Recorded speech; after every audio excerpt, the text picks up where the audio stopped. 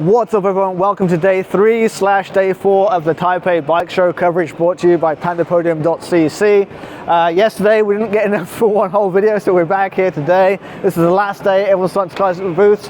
In today's video we've got 3D printed titanium Aero frames, looks pretty dope.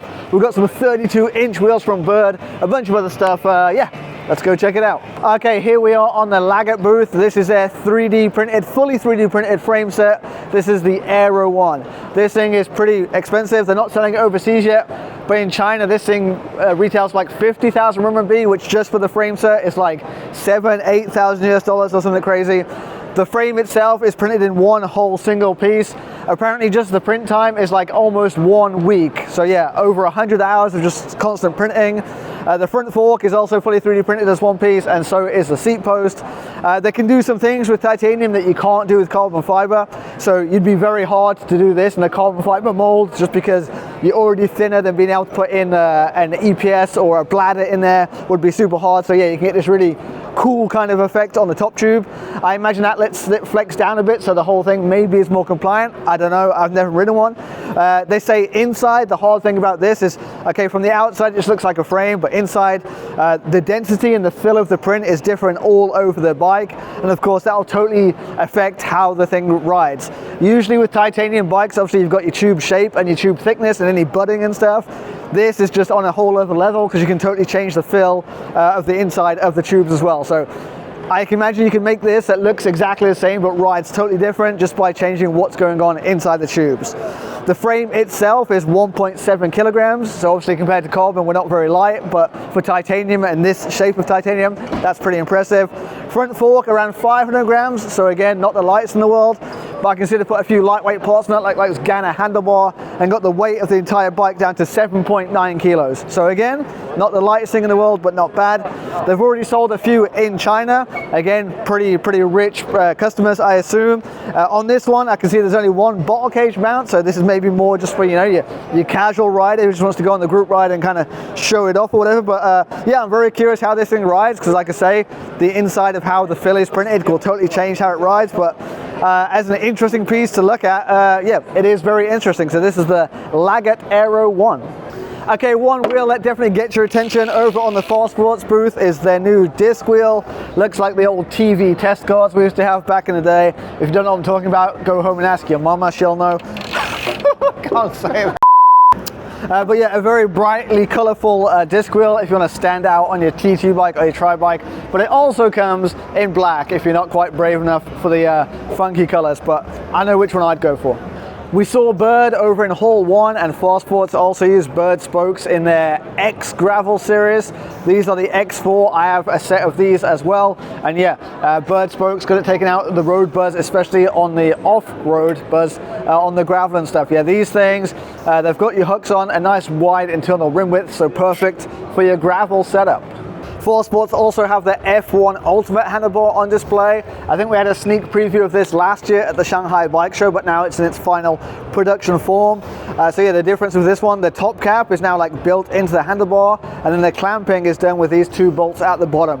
I can't remember which other brand does it in a similar sort of way, but yeah, it's a bit of a cleaner setup overall, and you save a tiny bit of weight. Disadvantage of this one, of course, is you can't leave steer tube. Like if you're not sure of the height of your handlebar and you want to leave some steer tube sticking out, well, you can't do that with this bar. But if you're already confident that your stack height is where you want it to be, then you can use something like this. And yeah, I think there's a few different bars that are using a similar sort of system this year. But yeah, this is the F1 Ultimate from Farsports. Okay, over on Stijn Cycles booth, old friend of the channel. I think it was like 3 years ago now in my Taipei bike video, I just walked past this in the booth and said, that looks cool. And then the guy reached out to me, we ended up making friends. Now every year when I come to the Taipei bike show, he picks me up from the airport. He's always a host. He's an OG in the industry, a veteran bike designer, all that stuff. And yeah, this is his own little brand. The core bike is the same as it was 3 years ago, but it's constantly tweaking it and refining things.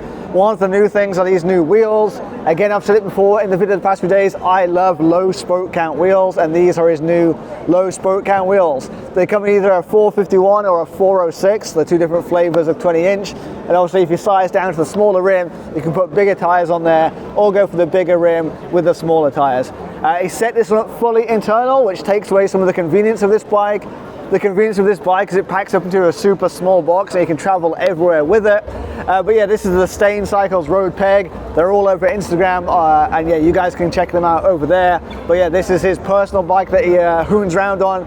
He's got the side brake cranks on there. If you know, you know. And yeah, these things are an absolute hoon to ride. The first day me and James landed, the three of us, me, James and Stijn, were ripping around Taipei on these things, causing some trouble, let's say. But yeah, absolutely a great little fun bike. If you're an N+1 kind of guy, I recommend getting one of these in your stable. Also, I noticed on here is running wheel top. Me and James have both used wheel top before and had trouble getting the front mech working properly. He's actually ground down a whole bunch of the outer cage to get it to work properly. So yeah, wheel top I think is still like touch and go in terms of reliability and stuff on the front mech, but with a little bit of grinding, maybe you can get it to work properly. On the wheel top booth, the rotor booth, whatever you want to call it these days, but something that caught my eye was, James, is that you? James, show us your blue steel. Show, come on, what? Give me the face. No. That's you, mate. Good famous. Okay, in the comments, people are asking for more mountain bike content, but you guys know I'm the road bike princess. I don't really do mountain, but I do know that 32 inches is getting more and more popular, and over here at the BERD booth, they are satisfying the demand. So this is the new of their gold series. This is a 32-inch version. Obviously BERD famous for their poly stringy spokes. I have a set of BERD spoked gravel wheels from Farsports. I love them. They take out all of the road burrs, which for gravel obviously helps. So they've been doing 29ers obviously for ages, and now it's gone for 32 inches. Obviously with BERD, the big advantage is the spokes. So when you go to a 32-inch wheel, the spokes are getting even longer, which means the spokes can do even more of what they do best, of taking out that buzz. So for the 32-inch version, they did go up from 24 spokes up to 28 spokes on the spoke count. But one thing BERD are also pulling across the whole range now is what they call their ESL. So this is the new ESL hub. ESL stands for equal spoke length. So both on their front and rear wheel, all four spokes, like drive side, non-drive side, are all the same length spoke. Obviously that's going to make it a lot easier to keep spares or do repairs in the field if you had to and such. But yeah, 32 inches looks like it's here to stay. Is it coming into the gravel bike space, and then is it going to come into the road bike space? We shall see. But in the mountain bike space here at the show, there's lots of 32-inch stuff on display, and yeah, this BERD 32 inch is no exception. Okay, over here on the XCADEY booth, you guys know XCADEY from their power meters, but these days they're branching out into GPS head units. For many years they've been working on these. I've got some of their early prototypes from like 4 or 5 years ago, and this is the latest one. They were saying basically they're trying to bring high-end hardware to the GPS head unit space. So apparently this screen is from a Japanese supplier, and all of the flash memory and stuff is all high-end stuff. It's running Android underneath, but they say they've stripped out all of the Android stuff to keep the battery usage right down. And also the CPU inside is also a very efficient CPU, and obviously you pay money for that stuff, but they say it keeps the performance. They say around 20 hours of battery life, which for this kind of screen is good. But I was just messing around on the map screen, like setting up a new route, and the route plotting is absolutely super quick. Like usually on my Garmin, you choose a route, like I'm zoomed out super far right now, but usually on my Garmin, you try to use a route and it takes half an hour to calculate and stuff. This thing seems to be a lot quicker. If you make a mistake, you can hit the undo button, it'll delete that point and go back a step and stuff. So it does seem like they've crammed a lot of high-end hardware into this thing. I asked about pricing, and they're not sure about pricing yet, just because their cost prices are going crazy these days. You guys may or may not know, like the whole AI boom has put flash memory prices through the roof, and then combined with the situation in the Middle East, prices are all going crazy. So they're left, because they chose such high-end hardware inside, the prices are really affected by all of these things. So yeah, they're gonna have to wait for that to settle down before they ding the final price. But yeah, looking promising on the XCADEY booth. Also on the XCADEY booth, I saw they have one of their mini pumps, or a boom box as Maybiker calls them. Yeah, I like the shape of this one. Lots of these boom boxes, they come in either cube shapes or weird like pill shapes. I prefer this. I guess it's more of a traditional kind of pump shape, but the good thing about this shape, the battery in this is almost double the battery of this. But in terms of what it takes up in your pocket, it takes about the same space, right? Because it takes up the vertical space. So yeah, I like the shape of this. I think you get a good grip on it. LCD screen on it, you can adjust the pressure, all that good stuff. Yeah, I quite like this one. Okay, so the past 2 days videos, you see all of the highlights back to back, and it's like this whole place is reaming with amazing stuff. But let me give you a quick walkthrough of what it's actually like. So you'll have a booth for like random bearing companies, and then look, another bearing company. Here we have some sort of tools makers, and then a whole booth just for making springs. And all these guys with absolutely a bunch of stuff about all of the bearings. Here we have dedicated to mats, but these guys have a very cool wooden tool chest. Very cool. And as you walk on, here we go, a whole booth of bar tape. And then some sort of machining booth. And a booth for making stickers and decals. Oh, Loctite, everyone's favorite. And then just empty booth space that they've not hired out. And then more machining of gears and cogs, I guess for e-bike motors and stuff. And then whatever these guys do, total quality assured. And then some more cool paint job. Not bad. And then again, more booths that you just look at and you have no idea what to do, but these could be multi-million-dollar companies. Speaking of multi-million-dollar companies, it's Acer.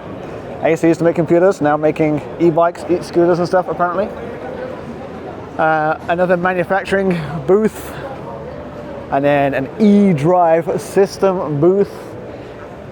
So yeah, lots of the halls is just stuff like this. So trying to find the good, interesting consumer stuff is pretty hard. Oh look, VTEC motor. Different kind of VTEC. I do like VTEC, but not that kind of VTEC. VTEC without a H. And yeah, it's just miles and miles and miles of stuff like this. As I said in an earlier video, one of the most interesting things about the show is just talking to everyone from different brands. It's interesting the mix of which mainstream brands are aware of Pandapodium and what kind of attitude they have to the Chinese stuff. And then when you're talking with everyone, people all ask the same questions and talk about the same topics. Many people were saying that visitor numbers of the show were down this year, and lots of people are choosing to wait for the Shanghai Bike Show. And then there are conversations about the general state and health of the industry. Most people were saying that the industry isn't in a great place, but it's recovering slowly. You know, lots of people are liquidating their old stock and stuff like that. So I think it's one of the reasons there hasn't been too much innovation from the Western brands in recent years, just because they had warehouses full of their old stock, so they didn't really want to release new models. I think this lack of innovation, I think also really let the Asian brands catch up. So now that the Western brands are starting to clear out their warehouses, it'll be interesting to see what they come out with. So whether you like the Asian stuff or not, there should be a wave of innovation and new tech coming soon. So that's good news for everyone. And that is about a wrap on the Taipei Bike Show. Hope you guys learned something. Hope you guys saw something cool. We're heading to Sea Otter in like 10 days or something crazy. We're gonna have a booth there, so if you're in the area, make sure you come by and say hi. After Sea Otter, it's going to be Shanghai at the beginning of May. That's going to be the real big show where all of the new tech is dropping. Walking around talking to the brands today, they're all saying, we're not really showing much here, we're getting ready and we're waiting for Shanghai. So make sure you subscribe so you don't miss the Shanghai bike videos when they drop. And also, if you haven't checked out yet, pandapodium.cc, that's where you can find me. That's where you can find all the good stuff here. So yeah, see you next year. Bye bye. Ciao, ciao.